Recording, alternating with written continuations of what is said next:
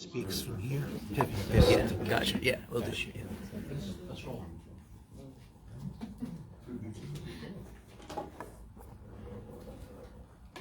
That's okay with you? Yes, sir. Please start. You're making this even better than before because more not so stationary. That's right. Okay. Well, There we best are. practices evolve over time. My name is Erick and welcome to Fordham University. Many of you are studying law and psychology, but are you anyone here from another school? No? We had John Jay this afternoon. Let me say, after 29 months, it's a pleasure to have live events again. And you're going to meet not one, but several extraordinary human beings this evening. And there'll be time afterwards for discussion. Feel free, especially if you're interested in this field of law and psychology, to speak with them individually. The key speaker tonight is Jeffrey Diskovic. But before he speaks, I'd like to introduce two people. One is Ali Hadivi, who is the president of the NISPA Division of Forensic Psychology, a very active organization, and he'll say a word about student involvement in the division. Dr. Hadivi? Oh, please.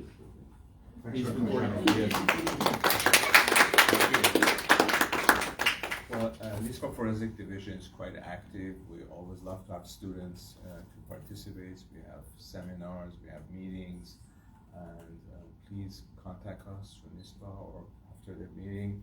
Come and talk to me, send me your email, I send the information. We have a couple of seminars, lectures are coming on immigration and law, and also on trauma, the assessment of trauma in a forensic context. So it's a very active divisions, and we love to have students participate. I'll be around, and we have several forensic psychologists here. We'd be happy to talk with you afterwards. Okay, pleasure. Harold, so great that you're doing this again in person. Yes, and we're glad forensics involved. If you write your email on the board, Sure. you can contact you directly. Yes.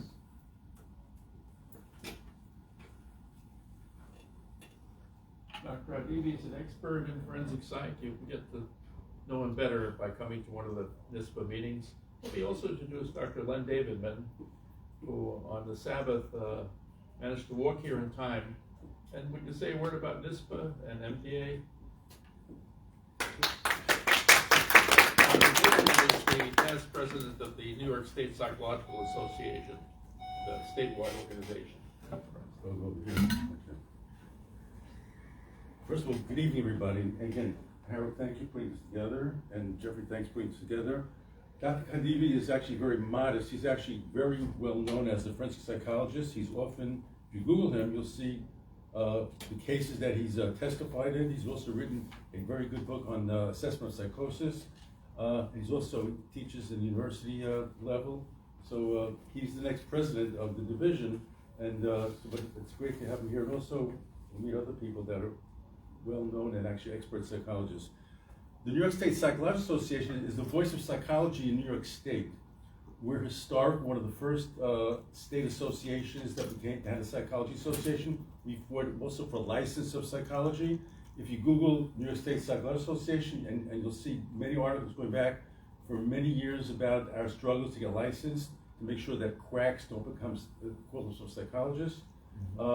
We also have a very good student division. We have about 16 different divisions: forensic psychology, group psychology, clinical psychology, neuropsychology, all kinds of divisions. We love students. We also sponsor a student fair every year for internships and externships.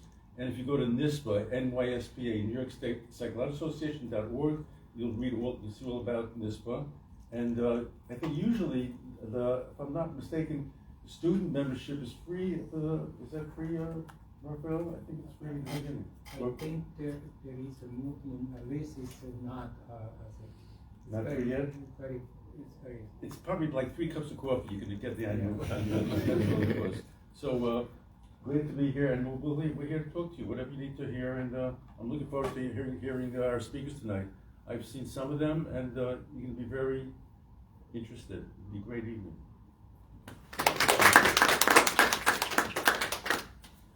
As you can see, this is the 10th year that NISPA and the Law Psychology Seminar at Fordham have cooperated. And it's not the first time that Mr. Diskovic is speaking here, although he is now an attorney, whereas in the past he was not an attorney. As you'll hear, and some attorneys are nice people. Oh, sorry.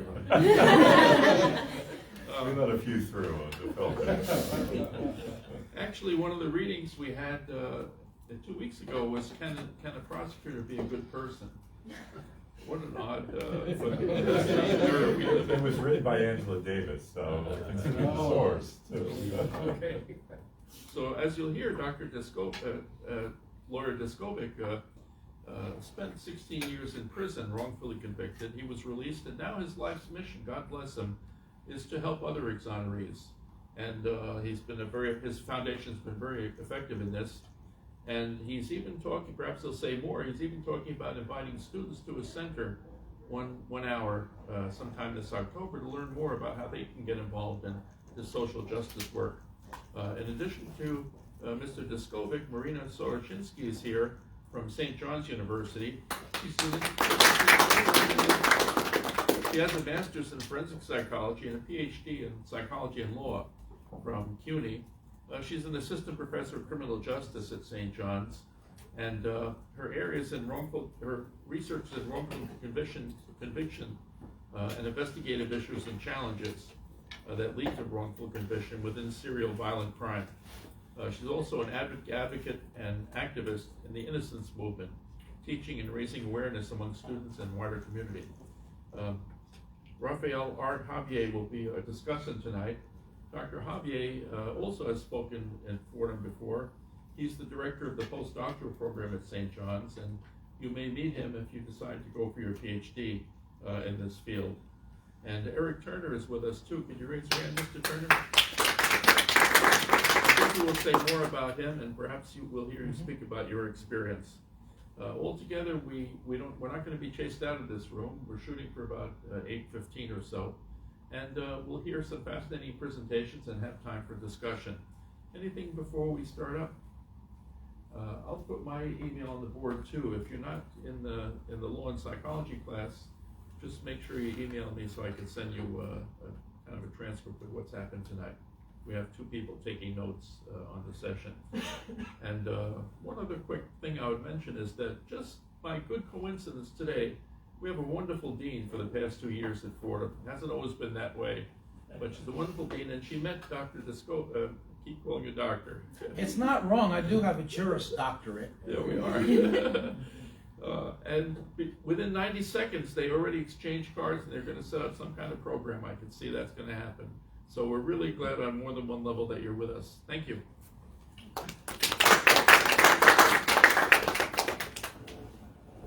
Okay. So tonight is going to be about the challenge of exoneree reintegration, and just by way of the background, I was arrested when I was 16 years old in Westchester County, New York. The year was 1990. I was arrested for a murder and rape, which I did not commit. My wrongful conviction, which happened despite a pre-trial negative DNA exclusion, was caused by a coerced false confession, prosecutorial misconduct, fraud by the medical examiner, terrible public defender who essentially didn't defend me. So this is a picture of me in the courtroom after it was announced that the jury had reached a verdict, but prior to the verdict having been read. I had been charged as an adult and therefore tried as an adult and consequently sentenced as an adult. So this next slide, this is what I looked like in the courtroom when I was given the adult sentence of 15 to life, where I was sent to a men's maximum security prison, looking like that. Another photo here is another picture of me fairly early on in my incarceration. I lost 7 appeals. I got turned down for parole, largely because I maintained my innocence rather than expressing remorse and taking responsibility. ultimately I was cleared through further DNA testing via the DNA data bank, which reaffirmed a prior negative result while also identifying the actual perpetrator. So this slide here is when my conviction was overturned. Here are my attorneys to my left, Barry Scheck. That's my mother, whose hand I'm holding, and that's Nina Morrison, my primary attorney at the Innocence Project. Human impact of wrongful conviction, that's really what I'm going to talk about tonight, as is the other speakers.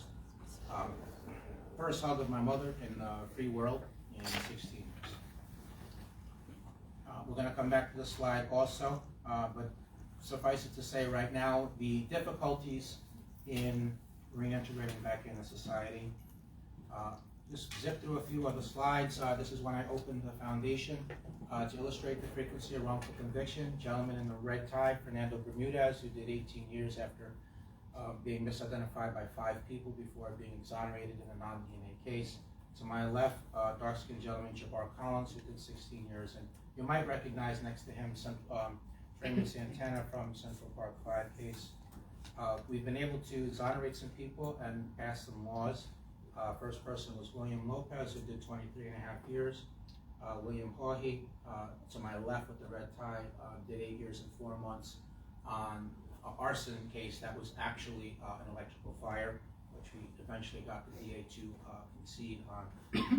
And just a few other slides here, just doing policy work with some of my colleagues, being recognized for some of my work. We do work in New York, Pennsylvania, and California. This is the Pennsylvania team. Quickly, just to illustrate the frequency of wrongful conviction and trying to bring that home, which is what tonight is really about. Gentleman in the tan clothes and baseball cap, that's Drew Whitley, who did 20 years before DNA exonerated him. Next to him, Terrence Lewis, who did 21 years and 5 months. And next to me, with the braids in the back, Mark Whitaker, who did 21 years and 7 months. We're going to talk about preventing wrongful conviction. We're going to focus on accuracy and justice. Not anti-law enforcement, but definitely against law enforcement that engage in unethical, illegal, and other bad practices that lead to wrongful conviction. Clearly against them, but definitely not as amongst people following the laws and doing things the right way in those professions. And this photo illustrates that. Getting my master's at John Jay College next door, and getting my law degree, which Dr. Takushian referenced a few minutes ago. So changing gears, let me get to the main thing we're really here to talk about tonight, Exoneree Reintegration, which is kind of encapsulated by that particular slide. So when I was released, like everybody, I was released with nothing. New York State does have a compensation statute. You can seek financial compensation for what happened to you, but that's a legal process, and in my particular instance, it took 5 years to do that. So I didn't have any income. So I was always passed over for gainful employment. So that definitely was a challenge. There were psychological after effects that I experienced. I had post-traumatic stress disorder, panic attacks, anxiety attacks, feeling of processing things at a slower speed, feeling of having been frozen in time. So I was released when I was 32, but I felt like I was 17 because that was the year that I was last free prior to that moment. In terms of feeling like I was processing things at a slower speed, it felt like the world was so fast, and I was moving at a really slow speed, just processing. So I went to see mental health professionals 4 times a week for 6 years in terms of dealing with the psychological after effects as well as managing activities of daily living. There's a limited amount of stimulation in prison. There's a limited amount of decisions that you can make while incarcerated. Out here there's much more stimulation, and there's a lot of choices. Sometimes making a choice was debilitating. When I would go out to dinner early on, and people would take me out to dinner because I didn't have any money to pay. But when I was treated, and I would look at the menu, and I would be overwhelmed with the sheer number of choices on the menu. Often I resorted to just simply saying, I'm going to have the same thing that she's having. I had to shed prison habits. There's prison lingo. I forced myself to stop using that. There were survival tactics that I had learned, which again I forced myself to stop doing. One illustration of that is in prison, keep your back to the wall, especially if something's happening. So in restaurants, I used to take the chair that had where my back could be against the wall. But then I realized what I was doing, and I said, you know, I'm in the free world, nothing's gonna happen, I have to break myself out of that. So despite the uncomfortability, I did that. But I think in terms of breaking those habits and not using the lingo, that also helped me to reintegrate back into society. Very few people doubted my innocence, mainly because the actual perpetrator was arrested and convicted. There was a report issued by 4 experts which broke down all the various ways at which the system failed, which resulted in my false arrest, wrongful conviction, and ultimate preservation of that conviction for 16 years prior to the exoneration. So between that and the actual perpetrator being apprehended, very few people doubted my innocence. To be sure, there were a few, but that was a minority. So it wasn't that. It was more on the stigmatic level. You were in prison for 16 years wrongfully. Yes. But you were there for 16 years. So how much of that rubbed off on you? Is it safe to be alone someplace with you? So when it came to personal relationships, that definitely my background, what had happened to me, without question, was a significant obstacle. It was a awkward experience when I would meet up with members of my immediate and extended family. My mother used to come to see me, but in the last 6 years, the really long trip, 4.5 hours, that grew old, and things tightened up some financially, and she had some health problems in terms of back and feet. So that long trip each way, I began to see her less and less. The last 6 years, I was lucky if I saw her once every 6 months. My brother came to see me 3 times in 16 years, not at all in the last decade. I had several sets of aunts and uncles that would see me and then disappear for 3 years, see me, disappear for 3 years. And that's it, no one else came to see me. And as I mentioned, even the people that did come to see me, that was extremely sporadic. So the cumulative effect of that was when I would meet up with those members of my extended family and immediate family, it was very awkward because I knew who they were intellectually as a result of memories when I was younger. But I was a different person now, and so were they. And nothing in their background would enable them to understand what I went through, from the trauma of being wrongfully arrested, put on trial, wrongfully convicted, wrongfully imprisoned, to the difficulties in reintegrating into society. So it was very awkward. The world was much different when I was released as compared to when I originally went into prison. Technology had changed. GPS, internet, cell phone had not been created. Culture was completely different. Neighborhoods looked different. Those 3 elements put together made it feel like I was in a parallel world, one that I didn't belong. It was very lonely for me. I mentioned my family sporadically coming to see me, if that, but I had 2 friends came to see me. One of them came one time, and the other person stayed in touch with me for about 5 years, and then we lost touch. So I had lost track of all of my friends. They had all moved away, and I was a different person too. And it was very hard to form a new social circle. Who were my peers? The people my age were done throwing a ball around. They were done going to go on the bumper cars in an amusement park. Not so much interested anymore in exploring the nightlife. So all these different things, you know, who are my peers to do that with? Certainly not the people who passed that stage of life. But when I looked at people younger that were more akin to what I was internally, but yet they didn't have the same maturity. I was much younger than my physical age, but I was also simultaneously much older. I understand how one minor thing can snowball into something big, and the next thing you know, it's a calamity. Not so much them. So I didn't quite fit in there either. So it was a very lonely experience, is what I'm getting at. So all of those factors, along with lack of gainful employment, resulted in my having lack of stability in housing. So I bounced around from place to place, at one point coming a couple of weeks of a homeless shelter. So all those factors, along with the income and lack of housing stability, all kind of came together and is best encapsulated by this photo. It was all just way too much. So those are all the challenges.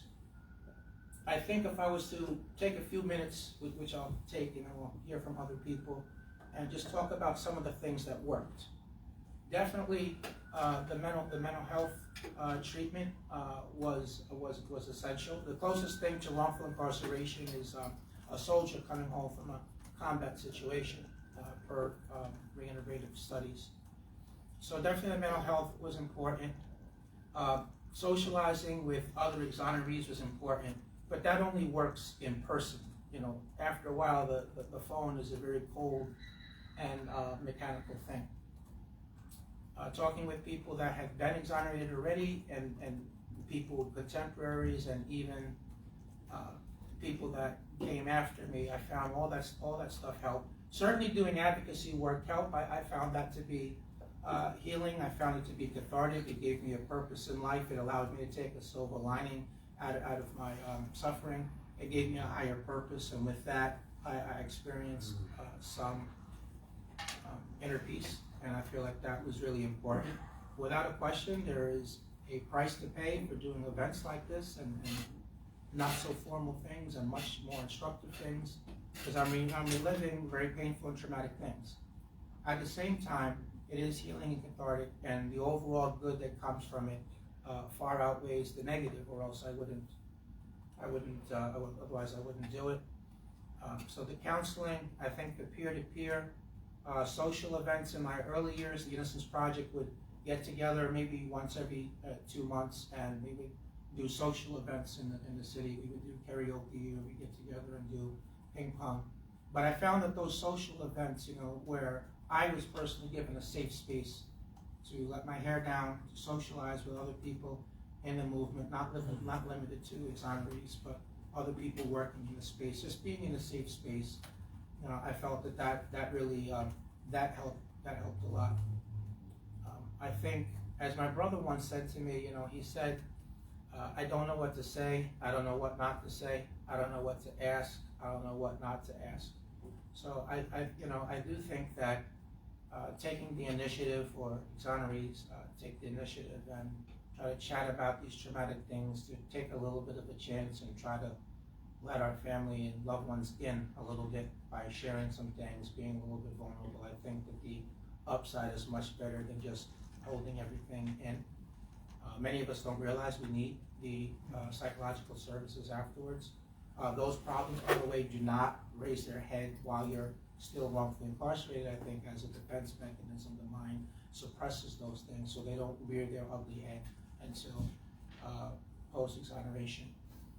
Receiving financial compensation helped my mental health in ways I can't fully synthesize, but I know that being able to pay my recurring monthly costs, being able to pay for some things, and gave me a sense of confidence. So I think that the compensation is really super important on those levels.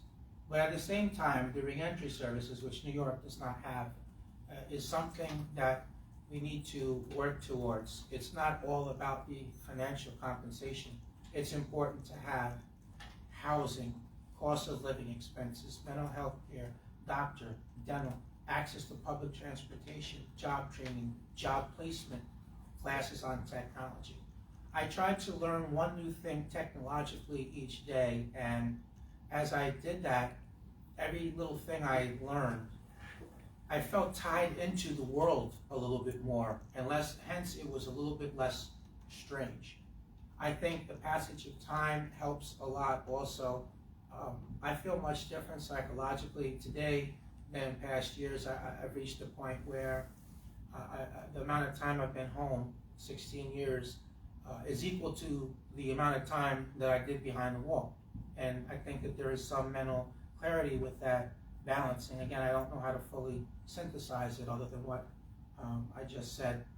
But I think as a society, I think just through policy change, the reentry piece, that's part of it. Those of us that are managers or job owners, business owners, gatekeepers, offering exonerees employment opportunities, being patient to give some on-the-job training, I think is important. I think finding a way to offer psychological services, doing that pro bono, whether one apparatus or another. We can't afford to pay for psychological services after coming home, but we need that treatment. So coming up with creative ways that are win-win scenarios is really important. And I think Marina will touch something on something idea we've kicked back and forth just aspirationally, because while we talk about the possibility at St. John's, which she'll get into, this is far bigger a problem than what St. John's can deal with. So we can't have enough institutions helping out on these levels. With that, I'm going to end, but I am going to call up our next speaker, my friend and my colleague, Dr. Marina Sorochinski. Thank you for listening to me. You'll hear more from me later.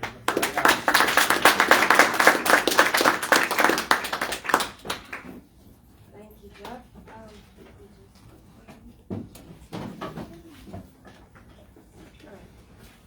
So, good evening, everyone. As I have been stated multiple times already, my name is Marina Sorochinski. I'm a professor at St. John's University.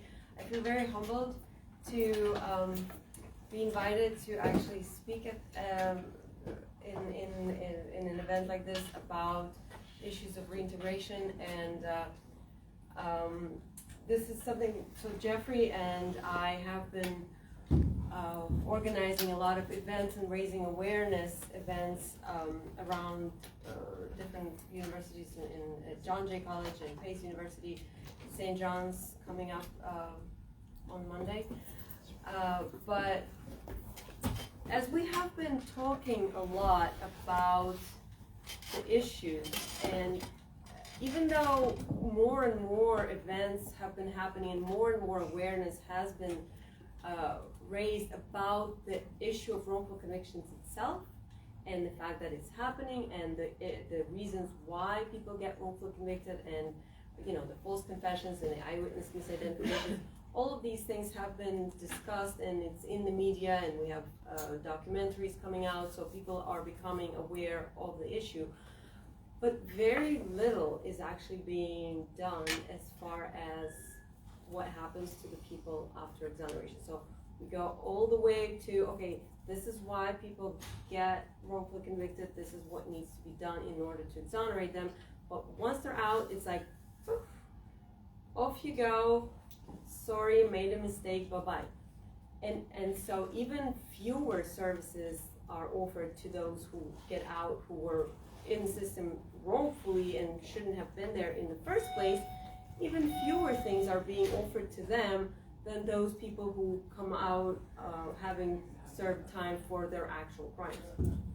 So Jeffrey and I have been talking about this quite a bit and what could be done, and even though, I know you're not using this logo anymore, I noticed that, but I really like it, so I put that one up there. So I hope you It's fine. Okay. It's fine.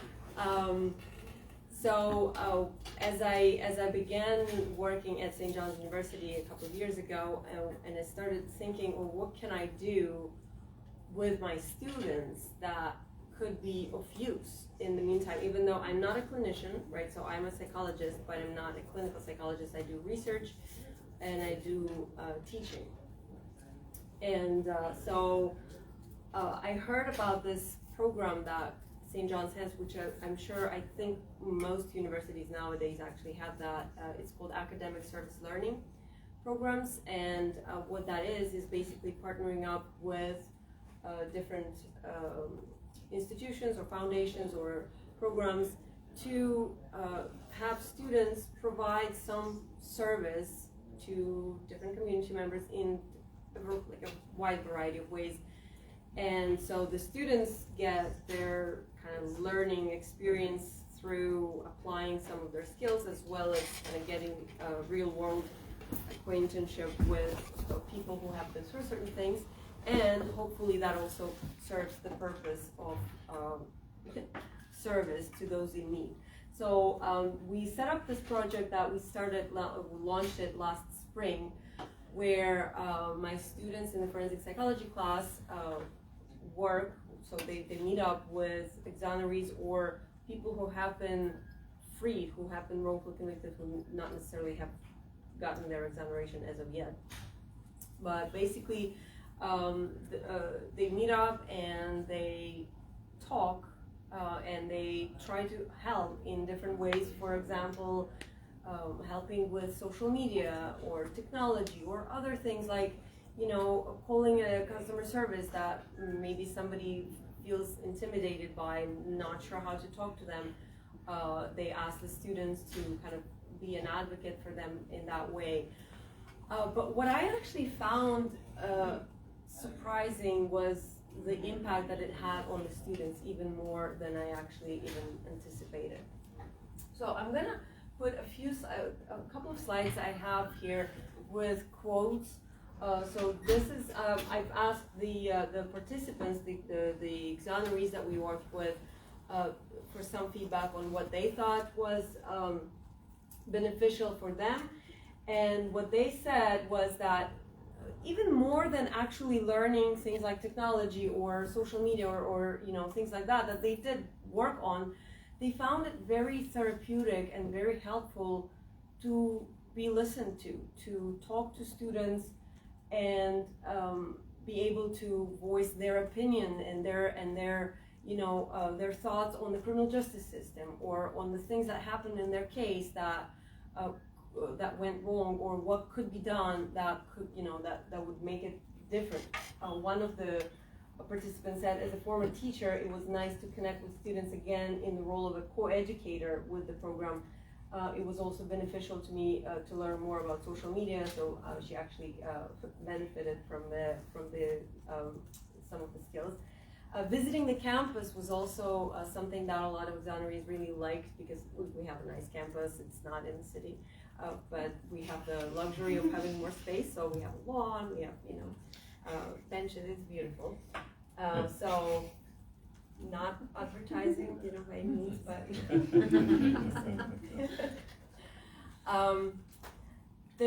I asked them if they found so to actually to also reinforce Jeffrey's point about talking, you know, about your case, and a lot of times it can be re-traumatizing, but at the same time they find it very helpful to educate, because it seems like it gives them a sense of purpose and meaning, and that experience hasn't been for nothing, that they can use that to pass along for future criminal justice professionals to, you know, be better educated about issues. They listen. Somebody said, and I believe they have a better understanding of what I went through. It was a pleasing experience for me, and I received a great deal of care and concern. So again, talking to these young generation of people and kind of discussing that experience, being listened to, being even, you know, just empathized with, was very helpful. And then my students, when I asked my students what they thought, and that was kind of the start of the project, is for them to write, because we have professors, we need to, you know, get students to work and do writing. But these papers, I was amazed when I was reading them, right? Because even as much as I hoped that this experience is going to be useful, the things that were said were really impactful. So for example, one of the students said, Mr. C, and I'm not going to name names, so just the initial, being a human example of how the system can fail the people it was created to protect, made everything that I study more than just words on paper or news on my screen, right? So, and that was a very pervasive feeling, that people thought, okay, now that it's real, these people make it three-dimensional. Everything I can say as a professor or everything you see on TV is not gonna make as much impact as one person sitting there and telling you about the 25 years they spent behind bars and fighting for justice that they should, they shouldn't have been the fight that they shouldn't have been fighting in the first place. This project gave us the opportunity to apply what we have learned and put it into good use by helping someone else who needed it. It shaped and enhanced my perspective that there is still so much that needs to be done, and that can be part of, and that I can be a part of that help. It was interesting taking what I learned and applying it in real experience. So a lot of students also, again, felt like they actually did something meaningful with their time, and so some concluding thoughts. Obviously, the project that I started, it's just one little thing that we can do, and I hope that we can expand this collaboration at St. John's, but really I encourage other places to get involved in that same work, and offering more services as counselors, as advocates, as people who can talk and help exonerees in a variety of ways. Working with the exonerees that I have met with, and I've met a lot of people who have been wrongfully convicted over the years that I've been in this field. They never cease to amaze me with their strengths, their inner strengths, and the thirst for life, and the positivity that you hear from those people who you think should be so angry about everything that happened to them, and yet they feel the need to not only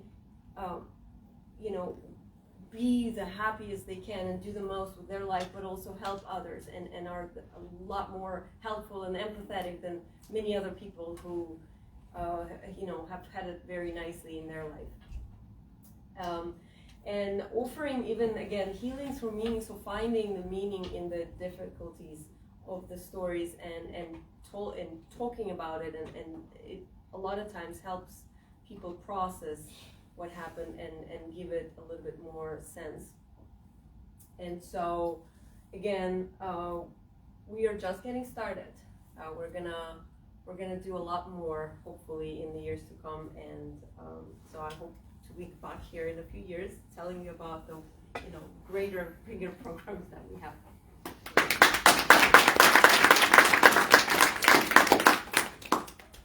So I'd like to call up a fellow exoneree, Erick Turner. He'll speak for himself. I do want to share that this is, best of my knowledge, this is Erick's first time speaking in a public forum, so we're all going to be warm and understanding, and come up and do your best, my friend. Come on up, we want to hear from you.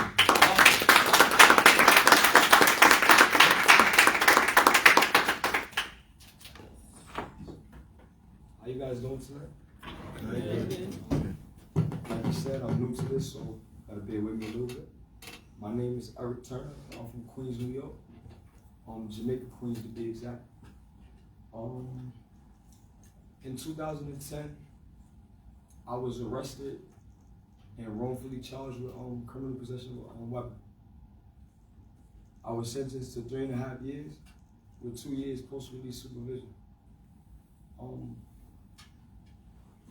I was released from that case in 2013. So out of the 3.5 years, I did 3 years. When I came home, it was like a new world, like how you kind of described it. You got friends that are gone. You have girlfriends that you thought would ride with you or whatever you thought. You got family members that passed away. Some people got sick, stuff like that you have to deal with.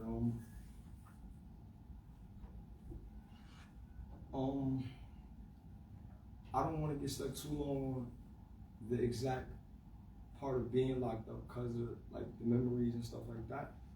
But I'm here to talk about reintegration, like trying to make something happen when you're done with that.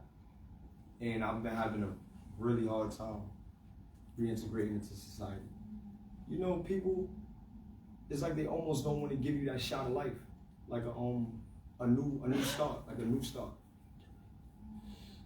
And then sometimes it's a low process to even get these things wiped from your record quickly. So it's still there in front of them. They're still looking at it like, oh, you're saying you're this, but this says this. And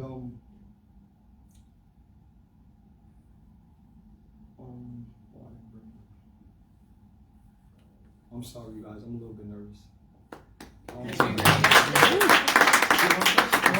You want your pen? Yeah, I'll take it.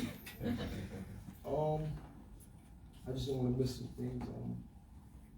I want to speak about a couple things real quick. I had to unlearn a lot of habits, right? So coming home from this, of course, it's hard to reintegrate, like I told you guys about, but I had to also unlearn a lot of habits that I learned while I was incarcerated. So one of the big things would be like, I'm taking a shower with my underwear on, because in prison, you have to take a shower with underwear on because there's a lot of guys around. Some people even place a cloth on the front area. And I'm still taking the shower with the boxers on, and my girlfriend's like, what are you doing? Like, yo, bro, what are you doing? And it's like, you gotta unlearn it. You gotta be like, whoa, hold on, I'm not there anymore. It's just, yeah. It's amongst all the things that you have to deal with coming from that type of situation. You got the people who don't believe you was innocent. You got the people who believe you was innocent. You got to just deal with a lot. But moving forward back into the reintegration. It's just hard getting that second chance at life and getting a job. And compensation means a lot. Like getting paid means a lot. Whether it's from a job or whether it's from the stuff that you've been through, from this situation.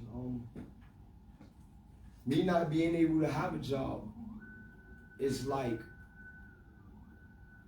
it kind of puts you in that same place of like when you was already gone, like of not having an outlet. Like you like yo, I want to do this for my family. You might want to take your girlfriend out over here. You might want to do this.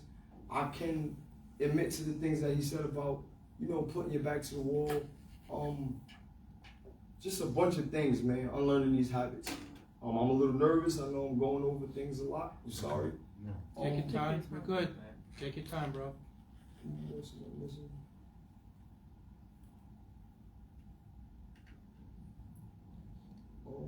That's really about it. All right. Well, we're gonna do Q&A and we'll do Q&A. Because if I didn't speak that long, I would definitely answer some questions. All right, so maybe we just a couple, and then we'll do like two, and then I want to keep the program going. You want to say something on that, Eric? You want to open it now for questions? Limited to Eric, though. Just limited to Eric, and then we'll do the next speaker, and then we'll do what you and Mr. Emmons usually do. So we take 2 or 3 questions specifically for Eric.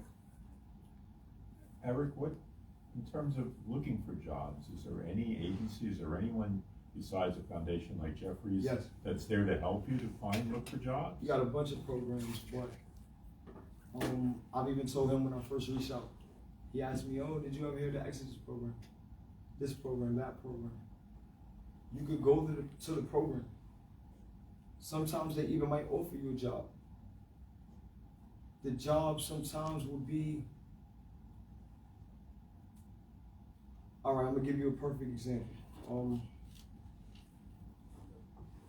Let's just say you were on your own. You didn't have no help. You don't have a family member to help you out with bills, or you don't have these things. I'm being honest, $15 an hour, that wouldn't cut it. So you would need some type of training or some type of qualification in order to get something better for you. So these places and these programs, sometimes they don't help you at all. It's like little help at all. Or when they do help you, they're like, oh, you want to go in the sweatshop real quick for $15? Like, you like, I don't know which bill that's gonna pay, but hopefully it can pay something. And that's the kind of energy of it for me. If you was to be optimistic, I guess, about it, and to go into the job, working there until you get a raise and doing these type of things, then I guess it would be okay. And it will work out okay. And how did you even get the information that you got? I went looking, I went searching. Was there any centralized place other than a place like the Jeffries Foundation? Or like you go online and search? How do you get the information? I went looking and searching, and I found it. I found a couple places, like I said, but Jeff has been the most help. He's introduced me to ways of thinking that's different. A couple different things. He's even sent me job offers to my phone, different things.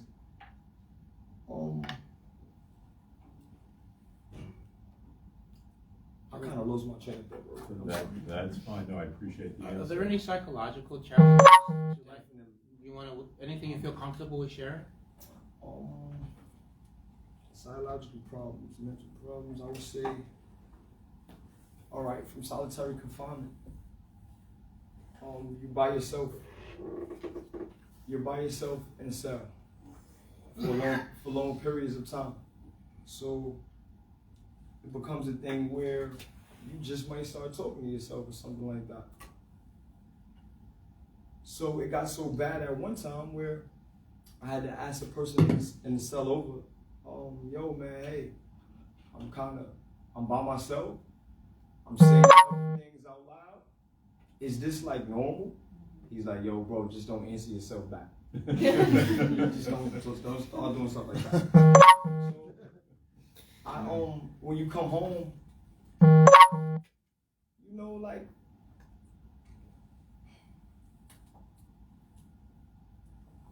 just the thought process alone, or even the action, the physical of being in a place like that, when you come home, your brain is not normal or like regular. So it's like a stuck feeling, like you're on frozen. I'm frozen in time, like almost, because of it. It's kind of hard to just open up to people or talk to people normally. You kind of think people have like some type of other plan or thing to do some type of harm to you or something like that. In prison, you're taught to stay away from people because you don't want to be into the mix too much or get in trouble or be into something that you didn't sign up for. So when you come home, it's like you want to give your distance as well. You want to say to yourself a lot. And these type of things, people are telling me, oh, you should go out a little bit more. You should socialize. It's like I don't want to do it. I want to take my time and be easy with it. I have a question. So as for now, how do you best cope? What is something that in the time that you've been out and free, you've been able to find about yourself that you actually enjoy? I do the things that I like to do. I play basketball. Okay. I write music. I write poetry. I just try to find that release. I listen to a lot of music, a lot of different music. Sometimes I work out. Sometimes I feel a little. It's just different stuff. I read a lot of books sometimes. Espionage, take me away from here. That's about it. I think that the youngest student in the room has to ask a question. What kind of music do you like to listen to? Say it again? What kind of music do you like to listen to? All types of music. I don't discriminate. Thank you so much.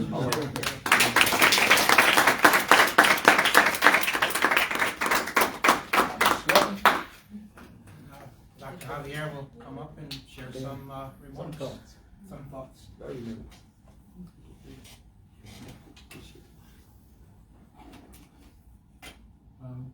Good evening, everyone. I was taking some pointing some notes along the way. And Eric, you sort of began to mention that along the way. And one of that is frozen in time. That feeling of frozen in time. But I also have the sense of infantilization and sense of losing contact with the world, depriving oneself of much humanity.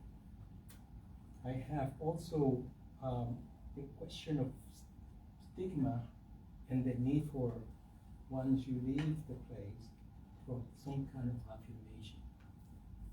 I've been hearing all of that from you, Jeff. You have presented several times about that. But one thing became clear to me is that as a psychologist, we don't spend much time understanding what happens when you go into reintegration. And what does it mean when we say to reintegrate? When you have already been deprived of so much. So it requires really a great deal of what just giving something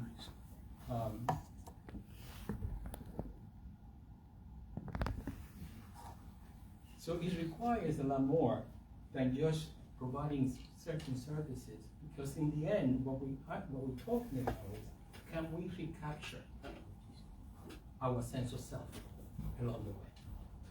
And what is the best way to actually do that? And so it became clear to me that we in the academy, in the program, don't spend enough time trying to address those issues. And so what coming out of all this is we need to find a way to address those issues psychologically. And so I'm wondering that one of the things that can come out of this conversation is that to institute a sense of perhaps an ongoing group, so that we have an opportunity to sort of speak about those experiences. Yes, we have a lot of knowledge about trauma. We have a lot of knowledge about that, but it's a mistake to just translate this knowledge into applying to these situations that are not specific for these situations. So what we're talking about is the need to look at the training of forensic psychology in a way that incorporates this need in terms of services. I was asked also to speak a little bit about the place of forensic psychology in general in situations like this and all these things. And I was talking to some of the students before, and I promised that I was going to sort of clarify that a bit. And it's this. Yes, we know and we are trained the best forensic psychologist, let me say, best forensic psychologist is someone who is very ingrained, knowledgeable about psychology as a science. Without that, the practice of psychology forensic psychology becomes something else. Yes, we know how to assess, but we know how to assess because we are psychologists. Now we are applying it to the forensic setting. Yes, we know how to treat, and we know a lot of treatment interventions, but to apply to this specific population now requires something else. And perhaps one of the things that, as I said, that can come out of this is our putting our head together and see whether we can do something about that. We need research. We need to find more specific information, data about that. And people like you, Eric, can assist really in bringing awareness at the deeper level in terms of what we need to do. The program that we have at St. John's is a program that requires for us to begin with to be a licensed psychologist, have completed a doctorate, and then we spend quite some time, and we have a foundational program, it's a postdoctoral certificate program in forensic, but they're very foundation. And then we have two pronged program at the advanced level. One in the civil and family, and the other one in the criminal. Out of that, you are prepared to take those who are interested to become to sit for the exam for the diploma examination. If any of you want more information about that, in terms of the road to become a forensic psychologist, you can speak to me about that. And I think I leave it like that for now.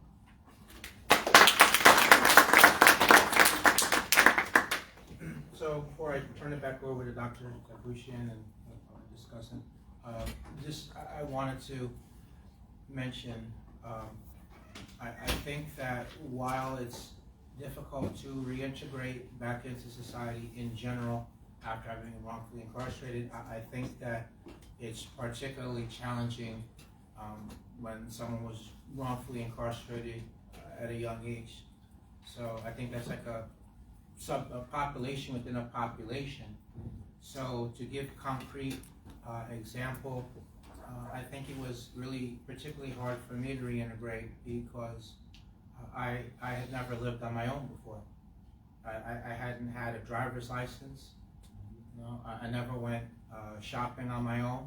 I had never wrote a check, and I had never had to balance a budget. So I think the subset within a subset was one point. Another thing to understand is that it's not, when we talk about wrongful incarceration, it's not simply the absence of freedom.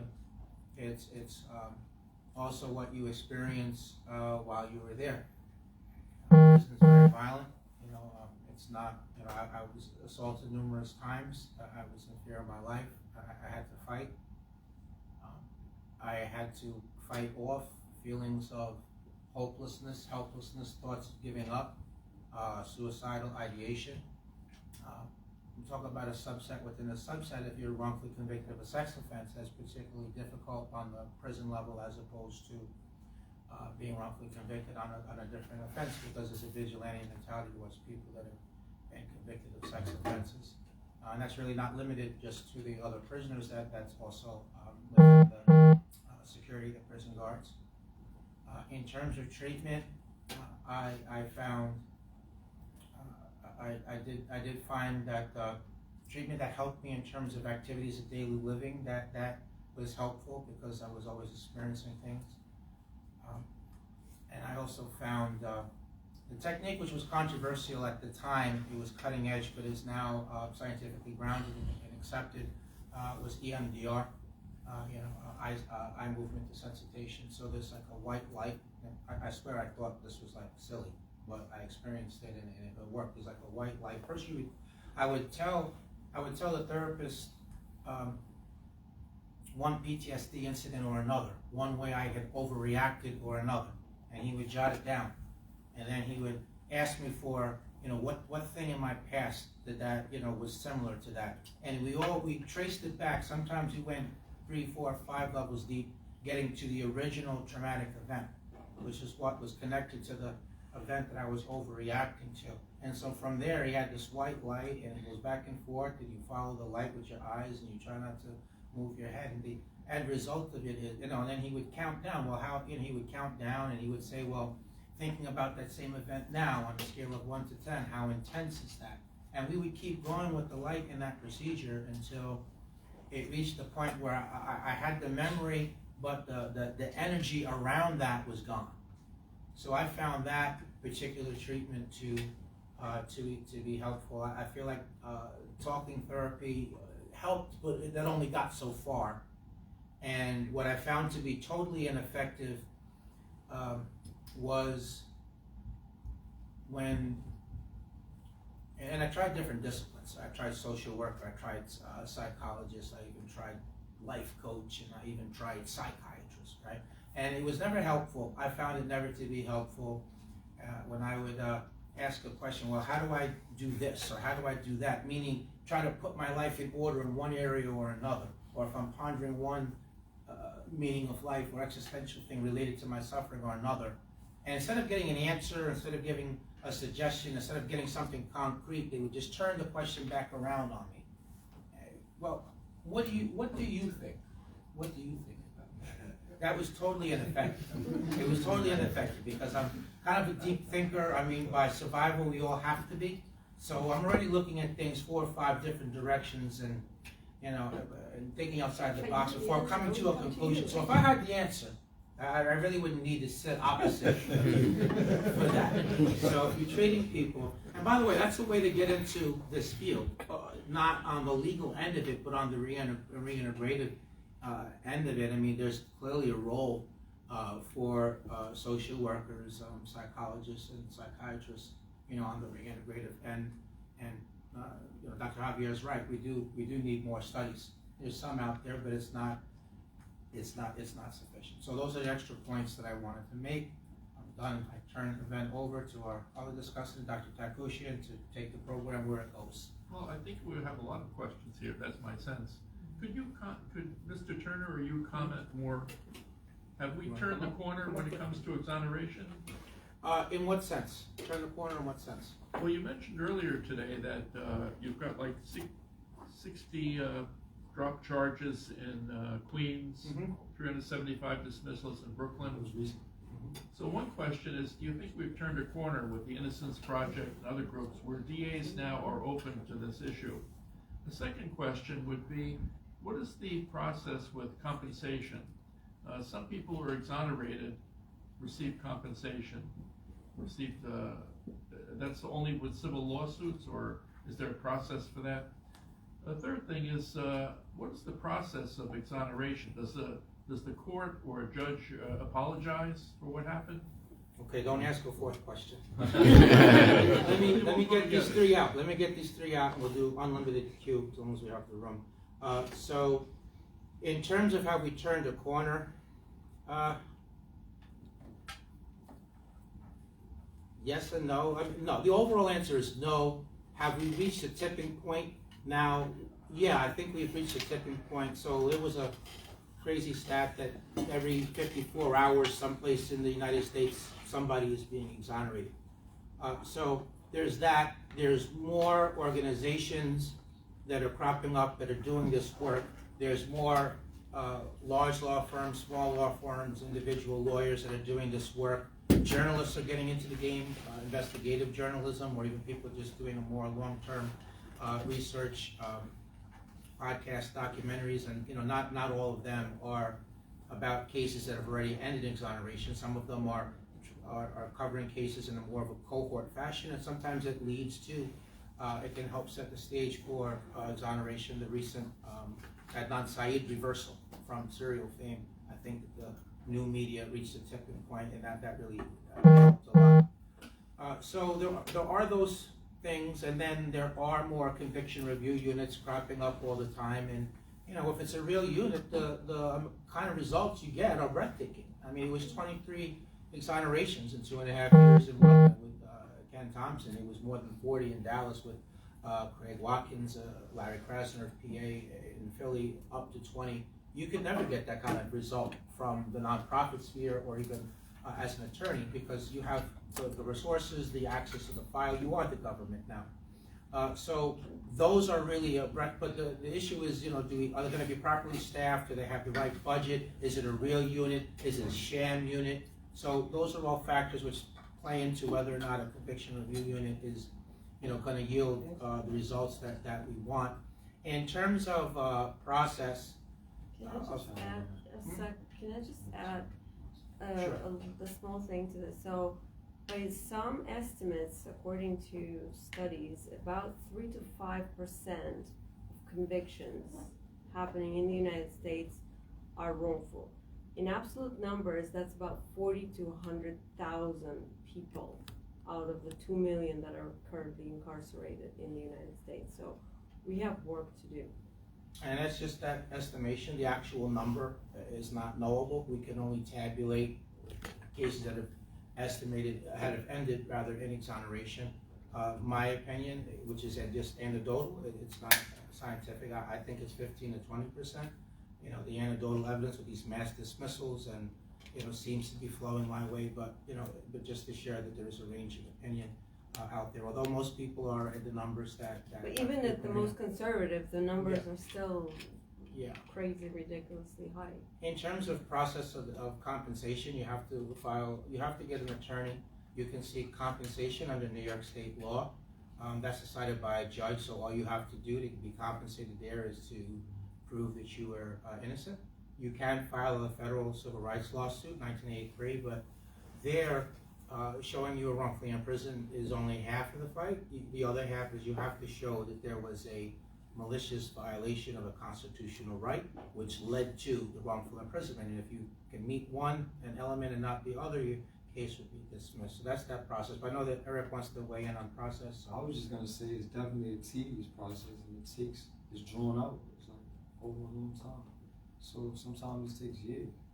I mean, you might not see in the conversation until about, he said his experience is 5 years. So it's like, what's in between that time? And it's very scary because, you know, I just think of my own life, thank God, and I didn't have the same situation. I was a prosecutor and hopefully tried to do the right thing. But, you know, if I didn't get my paycheck every 2 weeks, I don't know how I pay my bills. And you guys are saying you're coming into society and no one's helping you, and it's 3 years, 4 years, 5 years. Real everyday life requires compensation. Like, that should be like the number 1 priority. Is there any sort of legislation push to help you on this issue, to give you some temporary, at least a bridge? Yeah, there is. Something happens? Yeah, there is legislation that the Assemblyman Court for Manhattan has introduced, which would provide monies to exonerees upon release, which you could then cover everything. You know, that's an interesting approach. I don't oppose that. I mean, I do like the idea of having the reentry services and then some monetary component just to make ends meet, but having the services, and his bill would not provide the services. It just would be go and get those services through that. But look, those are some of the things that are out there. But there's even some states, there's 12 states, like neighboring Pennsylvania, for example, does not have compensation. So if you can't prove a malicious violation of a constitutional right, you just would be out of luck. In terms of standards on exoneration, so most people are exonerated through a newly discovered evidence claim. So you find new evidence that wasn't known before, that probably would have led to a different outcome. So that's how most convictions are overturned. You could make an actual innocence argument. The legal standard there is much higher. It's clear and convincing evidence. Some states don't even have compensation at all. Right. That's the point I was making with the 12 states. I agree with you. Yeah, for sure. So that's how the process happens. Very few people actually get exonerated through the normal appeals process. A few do, but most don't. Mostly it's you have to find something new. And that means you have to get lucky that somebody's going to take your case pro bono, because the state doesn't provide you with an attorney or investigator. Is DNA the major factor in terms of exoneration, or what would be the second? Because DNA, I think everyone thinks of as a basis. What beyond that would be like another major factor? Well, another major factor might be if you find evidence of a third party suspect, an alternative suspect. That's another way of doing that. Corruption. You want to add something? Corruption. Yeah, corruption. Yeah, exactly. Right. So I mean, there's some, and like in a lot of the cases we talked about earlier today, the numbers with cases being tossed, in Erick's case falls in that. I mean, police officers that are found to have framed people and given false testimony and planted evidence. I mean, that actually has a lot of exonerations as of late. So that's another way of doing it. When evidence of innocence bubbles to the surface that has previously been withheld, which is known as a Brady violation, a lot of that comes to light if you file freedom of information law requests, and documents that are previously suppressed bubble to the surface, and that's either enough to be exonerated on by itself, or else it forms a new investigative lead for you to track down, which will lead to other evidence, which will ultimately culminate into a successful post-conviction motion. A couple of comments. First of all, I remember years ago you had a presentation with some lawmakers, and this is not about exonerees, but it's about false confessions, that you described how you were forced to confess something you didn't do, and then I think there was legislation that they would tape they would not have anything that would not be taped, and so that could, again, that's sort of preventing incarceration, but I know you worked on that. I did. Let me comment on that. Yes, I did work on that. Yes, I do remember that. That while they passed that law, you're right, but they also made exceptions. They made exceptions for homicides. They made exceptions for sex offenses. They made exceptions for drug cases, and those are the crimes that we needed the most in. So myself and other advocates and other advocacy organizations, we are still working on trying to close up those loopholes. Two pieces of pending legislation relative to that, and then I come back and make your other comment. There is a bill introduced which is referred to in shorthand as a police deception bill, which recognizes that police lying to suspect, claiming to have evidence that they don't have, is inherently coercive, so it would ban deception.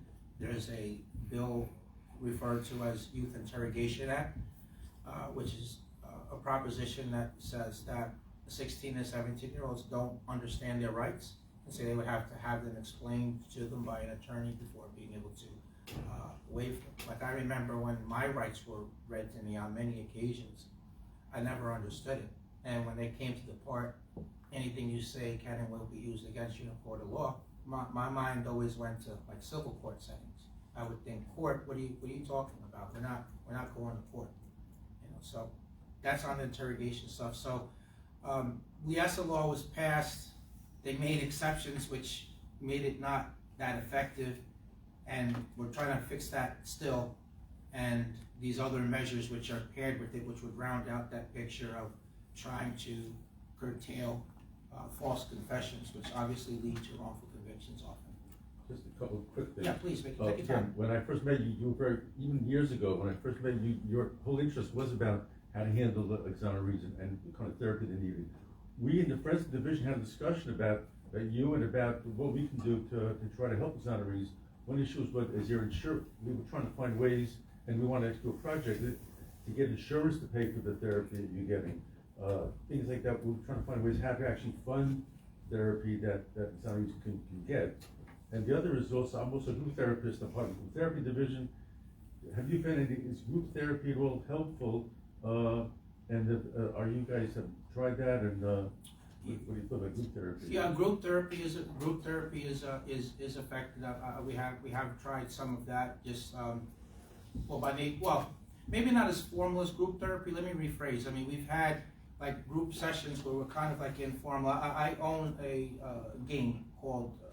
I co-own a game called Recharge Beyond the Bars Reentry game, and it has icebreaker questions, you know, and so that leads to dialogue. So in those informal settings, which mirror a lot of the group therapy dynamics, but not as formal as that, has been effective. So I think that doing group therapy would be great. We'll definitely want to talk offline. I mean, I was with colleague earlier from John Jay, Bridget Amatore, who Dr. Takushins knows very well.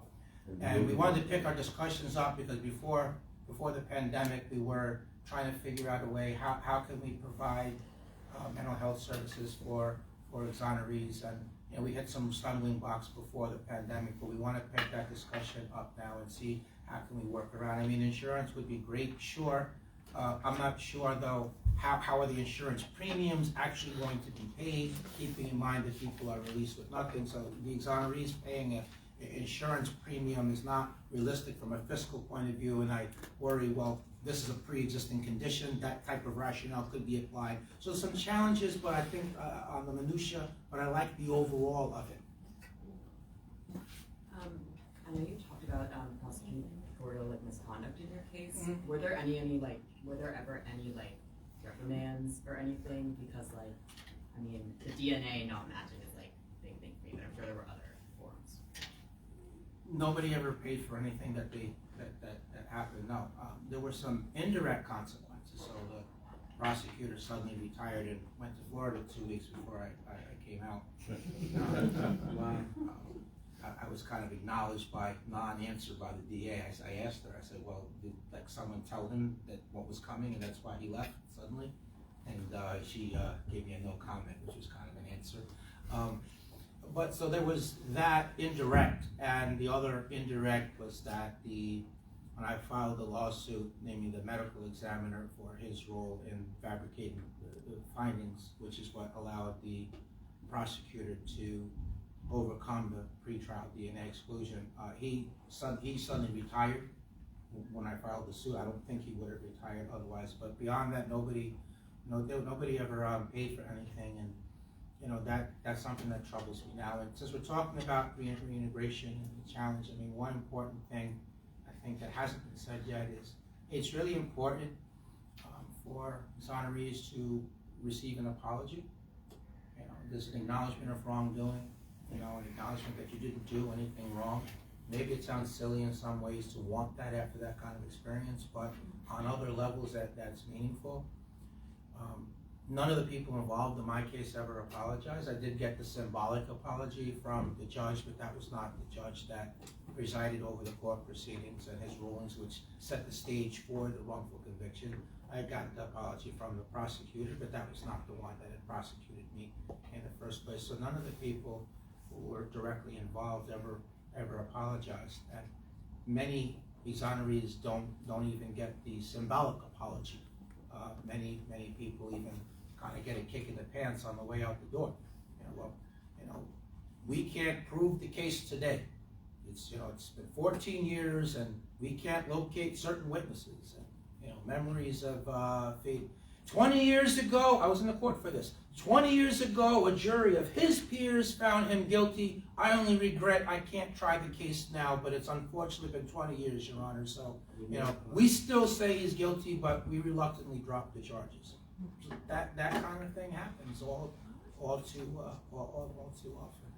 Jeffrey, on that point, obviously having been a prosecutor for 30 years, how many do you think these are intentional, as opposed to the prosecutor is basing it on what he thinks is the evidence, and the verdict is clearly wrong. The person is not guilty, but has there ever been any studies along those lines? Is there, Marina, you might know, is there any indication of what is intentional, where they're just out to convict someone? It really depends where you are placing the intent, because there is a lot of misconduct that is done knowingly, but I mean, they know that they're fabricating evidence, but the tunnel vision is that, well, we know this person is guilty, and so we need just to come up with some extra evidence because we don't have it. He's definitely guilty. We're just gonna, get this witness to confirm this, because otherwise this guilty person is gonna go free. So the misconduct is intentional. It's just that it's guided by the thought that the person is really guilty sometimes, but there's no right, I mean, there's no way. Yeah, there's no way of knowing that. There's no study. If you look on the closest you could come to that, if you look on the National Registry of Exoneration, which is the authoritative source, a clearinghouse of information, they have a category, governmental misconduct, on that, but then they're intermixing on the police level, on the prosecutorial level, on that. But I don't have a stat as to that. A lot of times there's misconduct. I wouldn't say all the time, but I think that more often than not there is misconduct. That's a deliberate thing. But like Marina said, the tunnel vision and the kaleidoscopic justice mentality. Well, you didn't do this, but you did that, or I know you did this, but I don't have the evidence. But you're not getting away with it, even if I have to, do some illegal, underhanded things. That all comes about. But like a point that was made in an earlier discussion today in another class, there are, you engage in that, the other consequence, the fallout of that is, an actual perpetrator is remaining free to strike again. The actual murderer in my case killed a second victim 3.5 years later after killing the victim in my case, so that could have been prevented. So you think about it, yeah, it's horrible to wrongfully convict someone, you do send their family away, but in a larger societal sense, it is a public safety issue. So is there? I consult on homicide cases both here and outside, and one factor that I see is confirmatory bias. Right. They develop this idea that this is the person, and they cannot think outside of it sometimes. Right. There's also some implicit bias. Yes. Right. Those factors are really scary and sometimes also sloppy work. Right. They want to think outside of it. So Well, part of the the work thing- is to force yourself to think outside of that. To force yourself, because confirming bias is very powerful. Because Even- the evidence is supposed to be independent, but it's really not. That's right. It never is. Once there's a witness, suddenly the expert in the fingerprints starts seeing things, and suddenly the investigator doing the interview is gonna be a little bit extra, you know, coercive, and even DNA expertise nowadays, we are finding it's up for interpretation, and it's not as hard evidence as we always thought it is, and it gets contaminated by that confirmation bias. Yeah. There's a follow-up comment to the question? Yeah, it was about the prosecutors and like misconduct. Is there any like oversight for Well, like?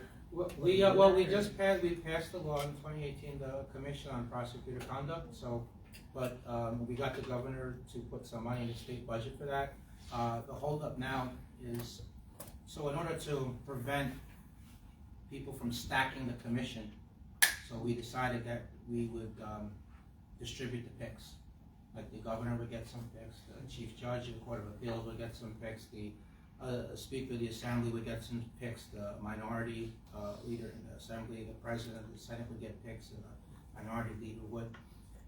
The holdup now is that everybody hasn't made their picks yet, so that's dragged it out for another last 3-4 months, so we're trying to push them. But once that happens, there will be that oversight. But In New York. But correct, that's only in New York. That's a start.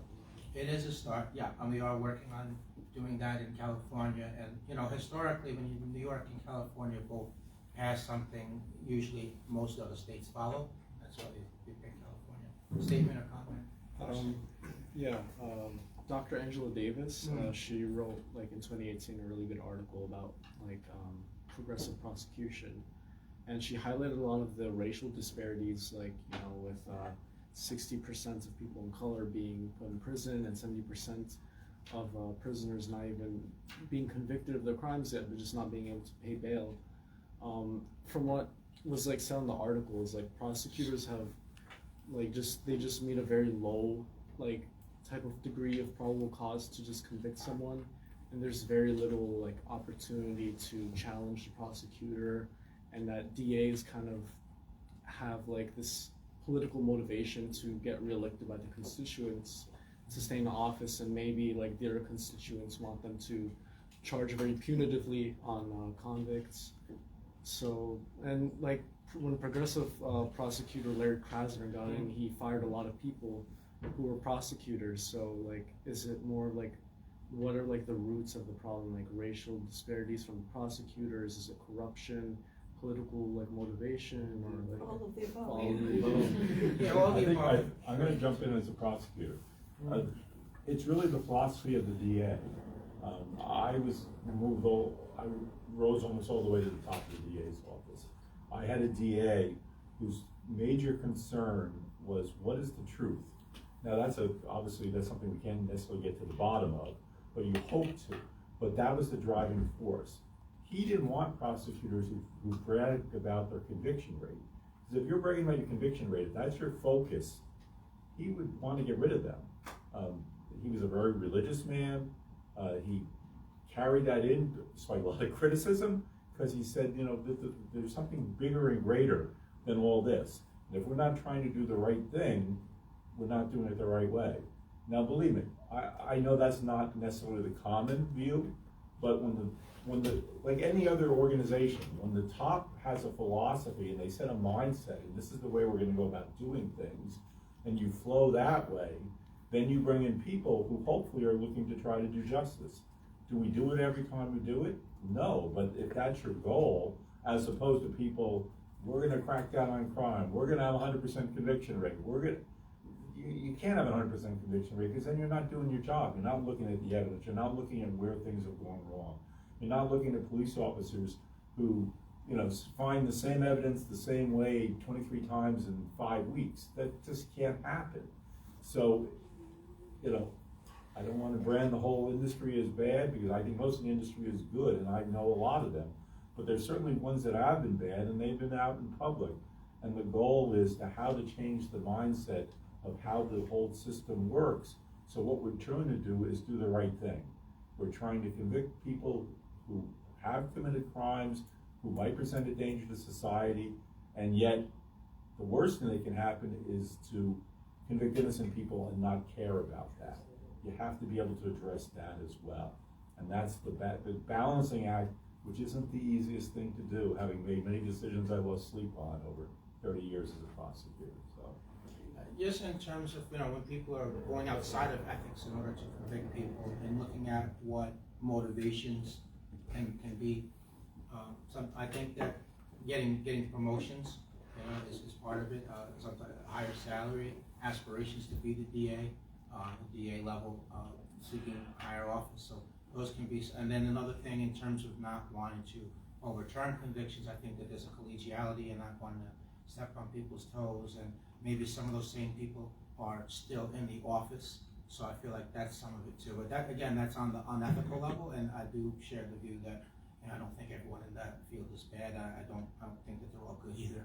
And my opinion, individually, I wouldn't say that necessarily. I'm not going to get into how many or whatever, because there's a lot of wrongful convictions going on, and it's not all being done by just a handful of people. It's more than that, but it's definitely not everybody for sure. Eric, did you want to make a comment, a statement? You can. No, so I was just gonna say, like, sometimes when it be like pressure from the higher ups, Yeah. on the prosecutors, and like it could even be media. Yeah, the media can often set the stage for wrongful They conviction. just want that conviction, like they want to hit it home. Right, yeah, sure, and in the scholarly literature, they refer to that as hue and cry. But basically, like when I went to trial, every time I made a court appearance, it was this big major media moment with virtually all the coverage from a guilt presumptive oriented perspective, and I think that can definitely set the stage for wrongful convictions to happen. I do believe that it's important for attorneys to defend their clients in court and to defend their clients in the court of public opinion. And otherwise, the comments are just going to be coming from one side, and that can set the stage.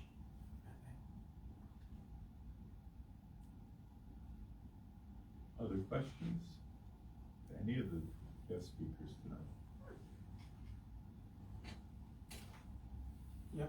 I want to ask, how do wrongfully convicted people regain trust on the system that essentially failed to bring justice?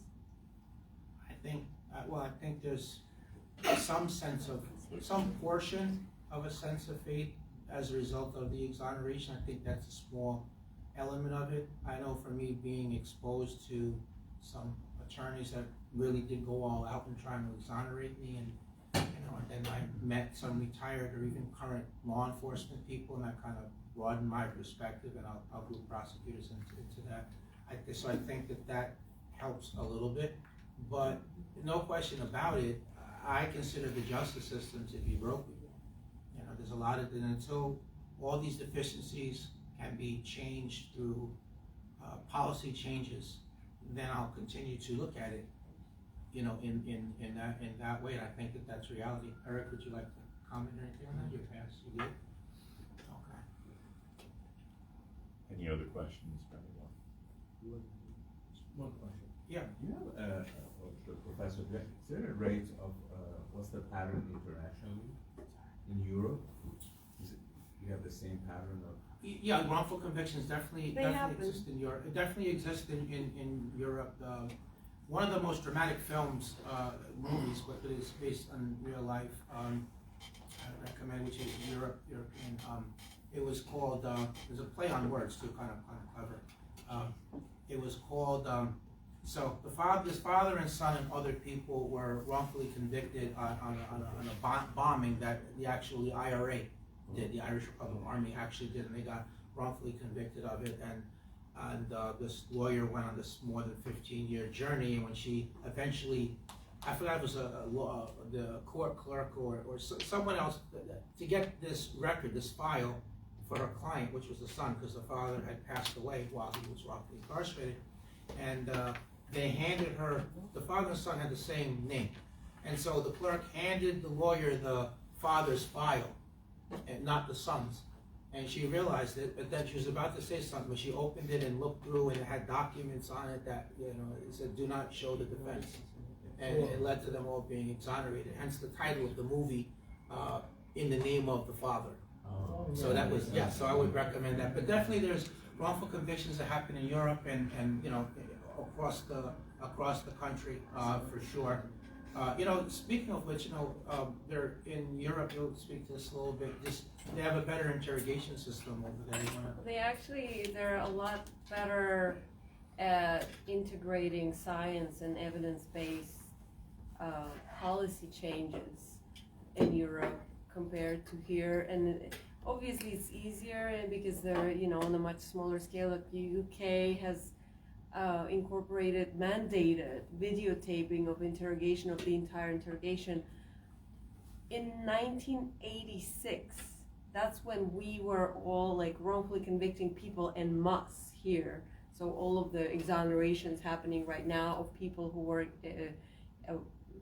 falsely confessing back in the 80s in the UK, they already started integrating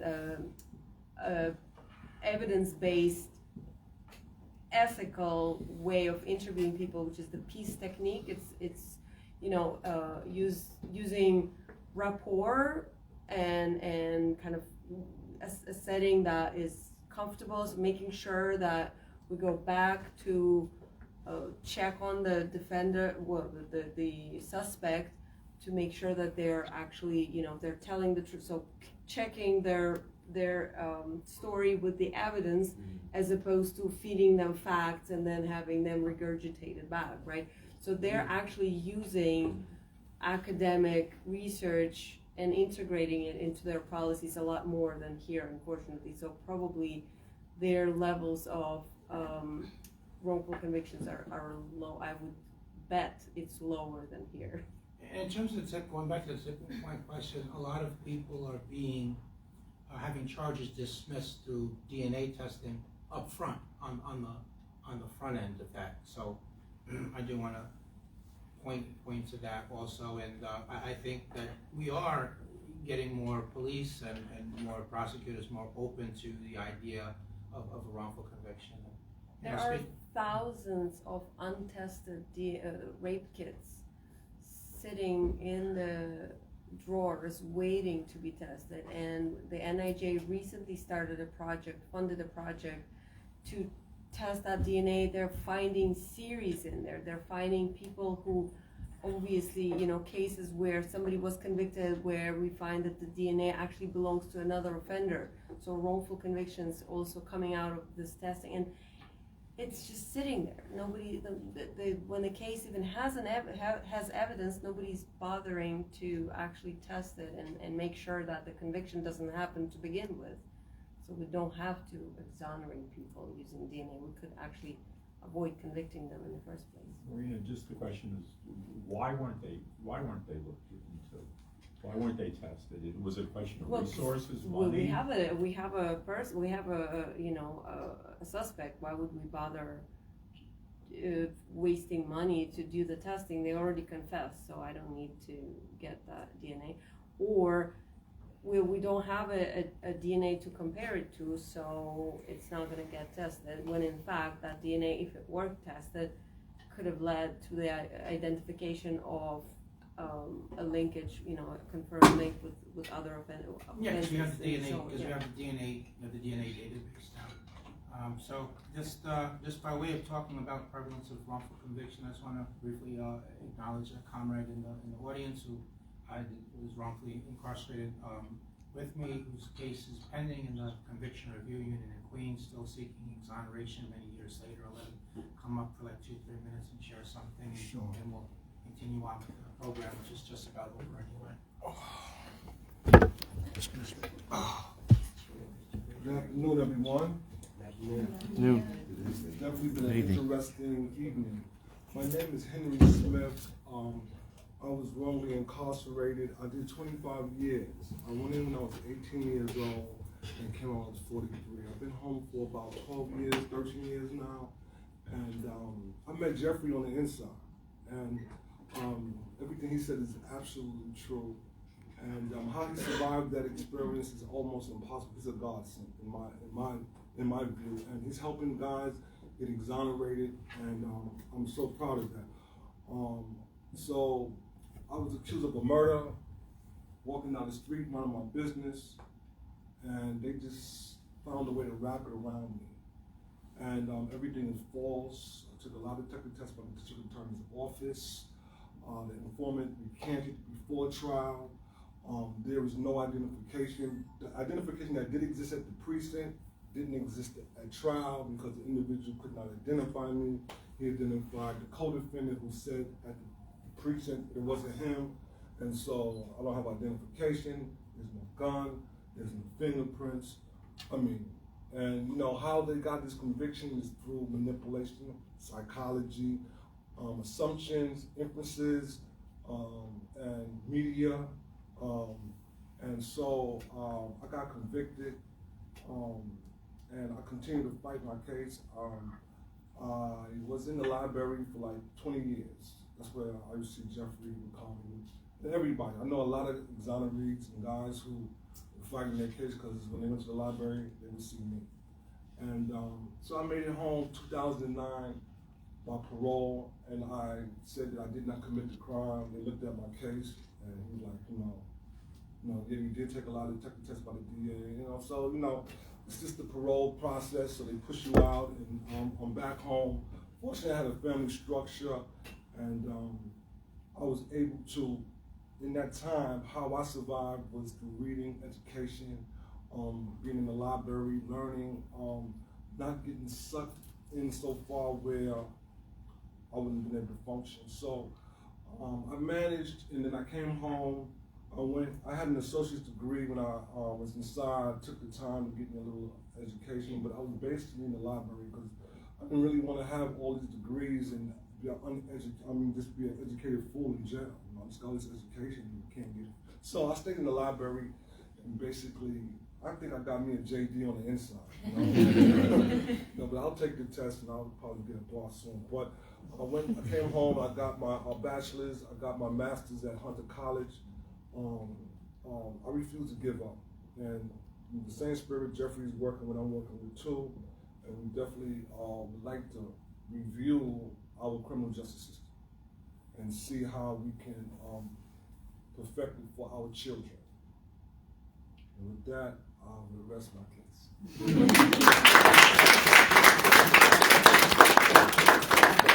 Well, I think after that, we're going to wrap it up. Harold has some business he wants to take care of right now. So, Did you say your attorney is here too? Yes. Want to make a comment?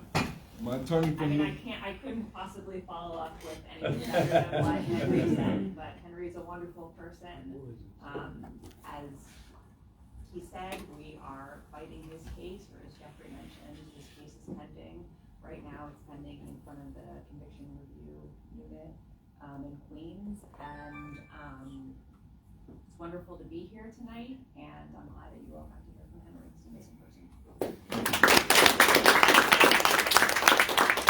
I think we all admire the work of Jeffrey and his colleagues, and also for coming here on a Friday night to share with us. If we could stand up and we present you on behalf of, this is 40 years that we've had the law psychology seminar at Fordham, and on behalf of that seminar, we want to thank you, Jeffrey Diskovich, Raphael,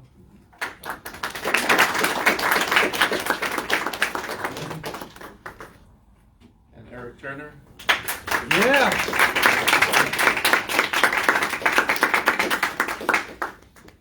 And Marina Hershins.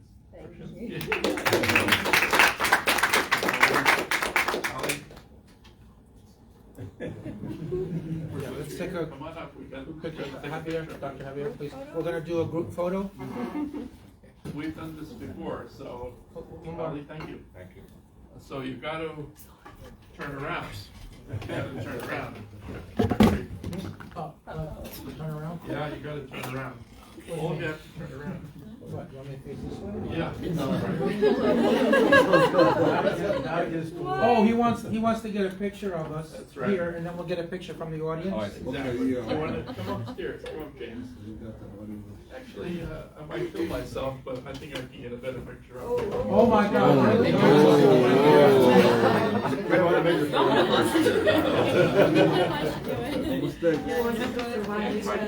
So just face each other. Yeah, well, come on in, come on. Come, I look, can you do should come come over. on. You'll come No, on. not in there. These are the guys. Come on up. You got a better camera than I. Ready, folks? I'll sit up straight. Oh, that should have had a flash, 1 moment. The old fashioned camera. Ready? 3, 2, 1. You people like these guys. How about giving a thumbs up? That's it. That's it. We admire the work you're doing. Thank you for sharing it with us.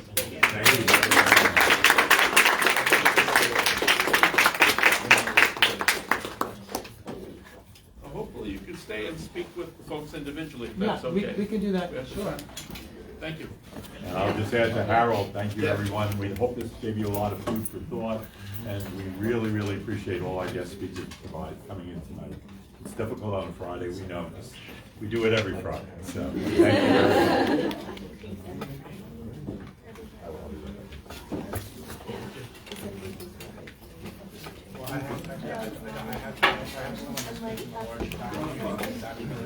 Thank you, sir.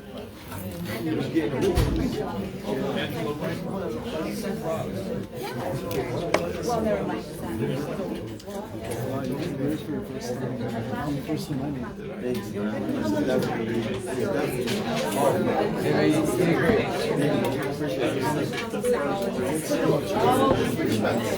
Should I end it now? Yes, yeah. It's finished, right? Yeah, finish.